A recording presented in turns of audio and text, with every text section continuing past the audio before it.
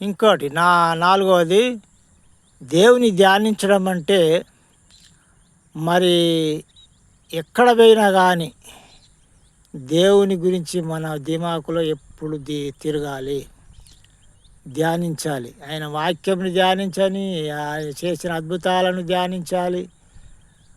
మరి వాక్యము యూట్యూబ్లో చూసినా కానీ దేవుని వాక్యమును ఆశ్చర్యవద్దు. ఎన్నిసార్లు విన్న పాటను ఆశ్చర్యవద్దు.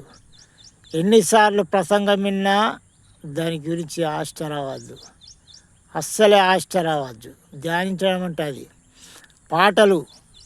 పాటలు ఎన్నిసార్లు విన్నా కానీ, విన్న పాటను 100 సార్లు విన్నా కానీ మనకు విసుగు రావద్దు.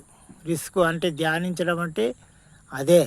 మరి దేవుణ్ణి ఎక్కువగా ప్రేమిస్తే దేవుని గురించి ఎక్కువగా తెలుసుకోవటానికి ప్రయత్నం చేస్తాం. నువ్వు ఎక్కువ దేవుణ్ణి ప్రేమిస్తలేవు కాబట్టి నీకు ఆ గోంచేపు ఆదివారం విన్నంతసేపు ఎప్పుడు అయిపోతుందో అని ఉంటుంది మనసులో. అది ధ్యానం కాదు. దేవుణ్ణి ఎక్కువగా ప్రేమిస్తే ఎక్కువగా తెలుసుకోవటానికి ప్రయత్నం చేస్తే నీకు రిస్క్ రాదు, ఆష్ట రాదు, అలిష్ట అనిపించేది, మీకు ఏది కూడా అనిపించేది.